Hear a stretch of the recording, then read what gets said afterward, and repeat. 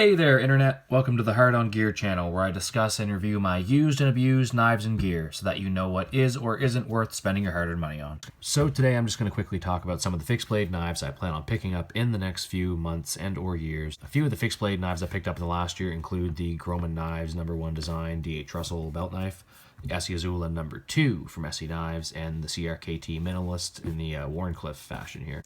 The knives on this list aren't necessarily going to be purchased in any particular order. I'm just going to be going through some of the knives that I've been suggested through YouTube comments, through friends, co-workers, and ones that I've just that have caught my eye that I haven't picked up yet. If there's a knife that you feel should be on this list that I should be picking up, some kind of a hard use fixed blade, let me know it down in the comments. Let me know what knives I'm missing that I should have in my life. Just really quick, I'll say that I have set up a Patreon for this YouTube channel. I was hesitant to do it at first, but after suggestion via YouTube comment, I decided to set one up. So if you want to help support the channel so I can pick up some of these knives even faster, all of the money raised through that Patreon account will be put directly back into knives and gear, and perhaps some better lighting and camera equipment and all that eventually. There will also be links below for any knives or gear discussed in this video if you want to click through those and help support the channel by making your Amazon purchases that way. And hit the like button on this video if you don't mind. So first we're going to look at the Glock field knife. On my very first YouTube video, the K-Bar 1211 USMC fixed blade, I got a comment from a fellow, I believe it was Wyvern, one of my very first subscribers, very first YouTube comment,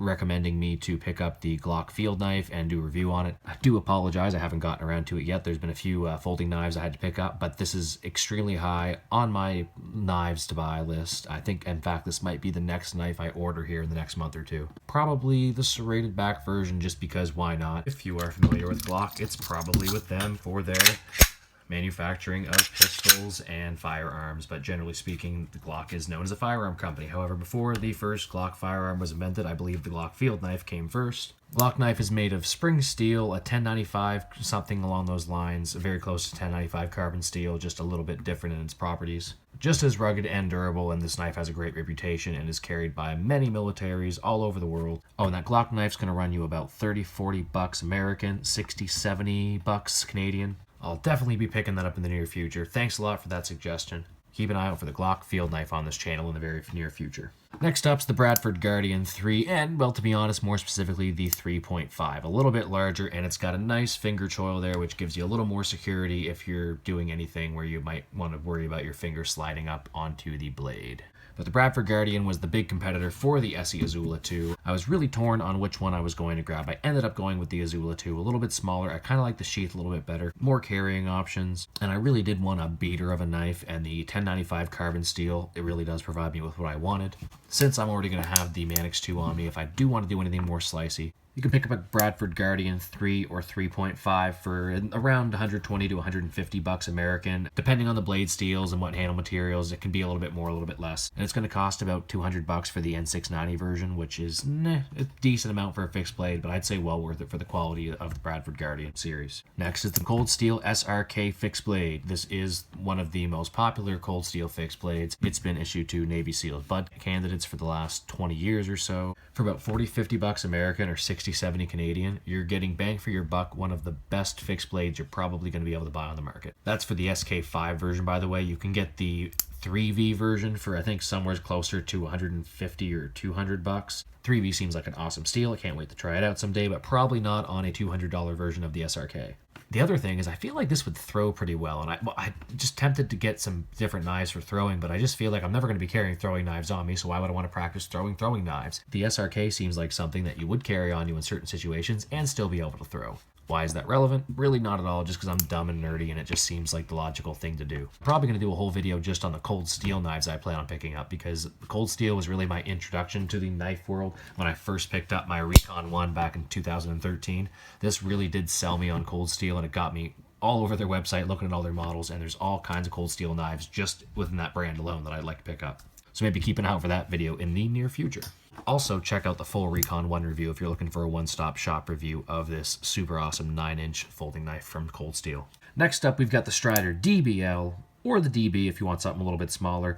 Also looking at the PR Gunner, all through the Instagram page of one rule_number_9. That's the numeric 9. Thanks a lot for providing these photos to me as well. Much appreciated. If there's one thing I'm learning early on in this whole YouTube knife adventure, it's that the Instagram knife community is actually a pretty tight-knit spot. Thanks a lot. Appreciate the photos. Appreciate the support I get from everyone on that Instagram already. So the Strider DB and the DBL are essentially the same knife, the DBL being the larger version. This knife was essentially created to be a knife slash pry bar if you had to pry open a car door or stab through whatever you wanted to stab through. Not necessarily the sliciest knives in the world, but definitely something that you could pretty much guarantee is going to get you through any sort of crazy apocalypse scenario that you could imagine. The blade stock on these bad boys is incredibly thick. I'm not exactly sure the number, but you can see from the photo here, I mean, that's going to put pretty much anything I own to shame. I don't want to say guarantee, but you're pretty damn sure that you're not going to snap that in half. That chisel tip seems just about unbreakable as well. It is designed, not that you should pry with your knives, but this is a knife that is essentially designed to pry with and get away with it and do a damn good job of it. If I ever do get my hands on one of these, I'd like to have the DB, maybe even just for an EDC, kind of like what I'm using the Azula for, since I'm going to have something like the Manix 2 or something a little bit slicier to do some of those things, because you're not slicing much with that thick old blade on those Strider knives. Probably going to be a good while before you see that on this channel, because that knife in particular costs around $300 to $350 US, looking at around $400 to $500 Canadian if you could even find it. So a little bit tricky. Strider knives, not super high production numbers when they're putting knives like these out, but a super awesome company, and I can certainly see me getting some Strider knives in my life whenever I win the lottery. And be sure to check out Rule Number 9 on Instagram to see some of the sweet Strider and other brands of knives that he has on there on a regular basis. Up next, how about the ESEE from ESEE Knives, the bigger brother of the Azula number 2. The ESEE was on the list of things for me to get for an EDC fixed blade. The Azula 2 is a little bit tinier, and I figured a little bit more convenient to carry in, say, jeans and a t-shirt. I just figured the ESEE would be a little too bulky for EDC carry, unless you were wearing a sweater or a jacket or something of that sort. 1095 carbon steel. It's just got a little more meat than the Azula 2 has, and a lot of the things I find the Azula 2 is limited in, I feel like the ESEE would be able to live up to the task. So the Azula 2 in American dollars you can pick up for around $90 to $100, less than $100 I think most of the time. The Azula 2 in Canadian dollars, more like $140, $150. The ESEE you're looking at something a little closer to $100 US and $150 to $170 Canadian. Or you can bump up to the S35VN version, which they now have a little bit more of a chippy blade steel, and I feel like for a knife like this that I'm going to treat like a 1095 high carbon, I just have a feeling I would chip that S35 before too long. However, a lot of these nice bush knives do have S30 and S35 VN nowadays, so I'm sure they hold up just fine. Except for that one that ESEE did show in the video where they did snap it in half, disclaiming that it is not 1095, it is not the same quality as far as toughness and durability as their other knives, so keep that in mind if you do go with the S35 VN version. And you're probably going to pay about $50 to $70 more for that. Quick intermission for me just to say that if you have any sweet Hard On Gear stories, or you want to give any knife info or pictures or anything that you would like to share with the channel, especially if it's Hard On Gear related or any kind of damage or misuse or abuse that you put your knives through, send those along to the Hard On Gear Instagram at hardongearchannel or hardongearchannel@gmail.com. Good chance I'll end up getting shared on the channel. Okay, back to it, and we're moving on to the ESEE Junglas. That's the Junglas if you have never heard it pronounced before, but that J is pronounced with a H, as it has got this South American thing going on. Named after Colombian Junglas Special Forces, according to ESEE Knives website. Pretty sweet, but this is a big, badass fixed blade, something similar to the Becker BK9, which I'm kind of debating whether or not which one I'd want to pick up. The BK9 seems a lot more appealing because it doesn't cost me about $400 Canadian. Probably $300, $350 Canadian, but at least, yeah, you're paying normally about $180 to $200 American, something closer to that $300 mark in Canadian dollars. And I might be mistaken, but I think you actually have to pick up the sheaths separately. Hopefully not, but I think that's an extra $60. But what you're getting is a sweet Kydex sheath along with, a 16-inch overall blade, about 10 inches, 9 3/4 inches of cutting edge, and you're going to be able to knock down some serious branches. What you're essentially getting is one giant hunk of 1095, the shape of a small machete. It's about the same size as the Chance and Hell Bolo from CRKT, which I'll be doing a review on here shortly. This is about 17 inches overall with about a 14-inch blade. A little more blade, but very similar in size and kind of somewhat similar in shape to the Junglas as far as your average small machete goes. Who knows, maybe we'll get the Becker BK9 instead, but I just feel like if I'm going to go for another big fixed blade like that, it's probably going to be a one-and-done sort of deal, and I think the Junglas is going to be the one. Although seeing Gideon's Tactical talk about that top Storm Vector, oh boy, what a sweet fixed blade that would be. But again, not cheap. Moving on to the K-Bar TDI, and more specifically, I think I'd be going after the TDI Large, which has got a much longer blade, a little bit more handle, and for me, it would just be a little bit more capable than what the original TDI would be. Going to be paying a little bit more, probably at 50-60 US or 70-80 Canadian. I think it's listed around like maybe 85 Canadian on Amazon. But you're paying about, what, 15 bucks more for the larger version? But my plan would not be to carry it as a self-defense knife because you're not allowed carrying knives for self-defense in Canada. And just let me say that I do not promote the use or sale or modification of any weapons or knives or anything like that on this channel. That's not what the channel's about. These are work tools used for work purposes. But for me, that large K-Bar TDI is an extremely accessible, extremely compact, easy to carry fixed blade. And with the extra blade length of the large size, I feel like it'd be an actual utilitarian tool, not just a self-defense weapon, which is what it was designed for by John Benner. So if you are law enforcement or anything like that, where you are looking for something like that, I definitely would check out the John Benner videos where he's talking about the TDI knives and why he created them and how there's just no way any human being could ever draw a folding knife as quickly or efficiently as you could draw something like the TDI knife. The price of this knife for the AUS-8 steel and the Zytel handle, I mean, probably maybe a little bit expensive, but you can see where the intent and the design really do provide a lot of value in this knife.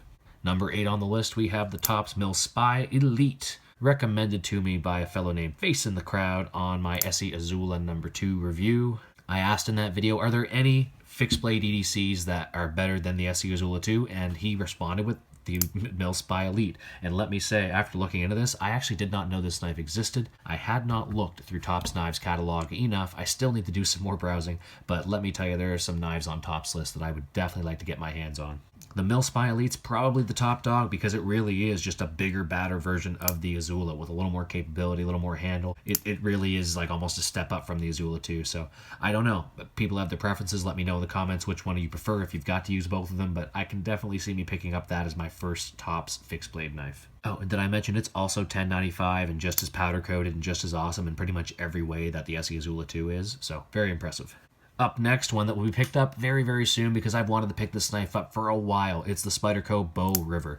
Budget, affordable, super awesome, just a light use EDC fixed blade for the woods. Something you could throw in a backpack, or I think a canoe knife is technically what they were trying to market it as. Just something small budget, 8CR13 MOV blade steel. You're going to pay about 30-40 bucks American for this knife, maybe 50 Canadian. Pretty damn decent. Comes, I think, the base model with a G10 handle. It's pretty ergonomic. It's based off of the, what's it called? The South Fork, which if you want to pay $400 or $500 for that original Phil Wilson design, the one that led up to the budget version of the Bow River being created, well, you could pay that. I just can't see it for the value of what's in that knife. Although, pretty cool, not knocking Phil Wilson or Spyderco or that knife. I'm just glad there's a $50 version that I can try and see how that one goes before I would ever make a decision to go spend 500 bucks on a fixed blade. Although, pet peeve, as much as I love Spyderco, I really do not like that they have to put that hole in their fixed blades. To me, I'm very function-based, and to have that there just for aesthetics, just for that whole trademark round hole thing, kind of goes against what I think a lot of Spyderco is supposed to be, which is function first and looks and aesthetics last. Yeah, sorry, just a little pet peeve I have with Spyderco's fixed blades. Anyone else relate to that? Last knife on the list, number 10, the White River Backpacker Pro. And if you look at the ESEE Azula 2 or any of the knives that I kind of mentioned that were sort of in that category, like the Bradford Guardian or the Mill Spie Elite, White River Backpacker Pro is one of the sweetest, awesomest looking knives as far as what I picture when I picture my perfect EDC fixed blade. I didn't go with it just because I wanted something 1095 just for doing some of those hard bush beaten tasks. But for about 120, 130 bucks American or about 160 Canadian, about the same as what I'd be paying for the ESEE Azula number 2, a little bit more, closer to the ESEE 3 price. You're getting S35VN blade steel, a little more chippy and not quite as rugged or durable as the carbon steel, the 1095 and the Azula and most ESEE products. But I mean, as long as you're not doing anything crazy with it and beating it off rocks and stuff, it's going to do just fine. It's going to be a sweet freaking knife and a sweet blade steel. I certainly see myself picking this up. This will probably be my first White River knife. So yeah, a few honorable mentions that didn't quite make the list because I just don't see myself picking them up that soon. The Amtac Northman, if you've watched any Jack Carr EDC dumps, you'll see that he's pretty much always carrying that fixed blade on him. Amtac is a company developed by one of his ex-SEAL buddies named Bill Rapier. This knife in particular is designed for one thing, and that's stabby, so I haven't picked it up yet. It does look like a pretty sweet knife. I don't know how utilitarian it is, but I would like it for a collector's piece and just to satisfy that bit of a knife nerd in me who likes that kind of thing. But it's a bit expensive. There's also the Tor Anaconda, which is, again, a little bit out of my price range for something I'm probably not going to use too much, but it's got the retention ring on it, so nice if you want that for whatever purposes. Also the Gerber LMF2, which is a Gerber knife I'm hoping will bring Gerber back for me after my bad experience with the Gerber Bear Grylls collaboration when I was young and dumb and didn't know anything about knives. Also like to someday grab the Spyderco Ronin 2, which is essentially the fixed blade version of the Yojimbo or Yojumbo blades. Michael Janis design with that Wharncliffe hollow grind, super awesome fixed blade that I just don't know if I have a whole lot of utility for, because that is again designed for self-defense, but very functional utilitarian blade style, not high enough on the priority list right now. Same goes for the Giant Mouse GMF1, which is a hella expensive fixed blade for the size of it, but you're getting premium blade steel and a awesome knife from a great brand for about $200 or something silly like that. That's might be just the Canadian price, but I know it's super expensive for a not super big piece of steel in a little slab of leather, but a very popular, very highly recommended fixed blade, and one that I will certainly like to add to my collection at some point in time. Last, the Bradford G-Necker, which is again a small little hunk of steel, except this is L-Max, which is a steel I've not tried yet, and for about $130 or something like that. I believe that's a Canadian price too, so probably about $89, $100 American. Well, that'd be a great little addition to my collection. It will let me try some L-Max out, and it's actually kind of a nice alternative to like the ESEE Azula or something else like that, where you could stick in a backpack or a super small EDC carry. That's it for the list. Appreciate you sticking around for all that. If you want to check out the reviews for a couple of these knives, like the Azula or the Cold Steel Recon one, or the Manix 2 or anything else that I've mentioned, check out the cards at the top right of the video. Again, if you want to purchase any of these knives, feel free to check out the Amazon links below, and subscribe if you want to help this channel grow. And at 1,000 subscribers, I'll be doing my first knife giveaway. That giveaway will be something along the lines of the ESEE Azula 2, or the Manix 2, or perhaps even something like Cold Steel Recon 1, which will be the new one in S35 VN. But basically a knife that I feel would be worthy of your use and abuse, something around the lines of $150 to $200 Canadian. So I'd encourage you to click on the review that's popping up on the side of the screen right now. And for now, this is the Hard On Gear channel, signing off.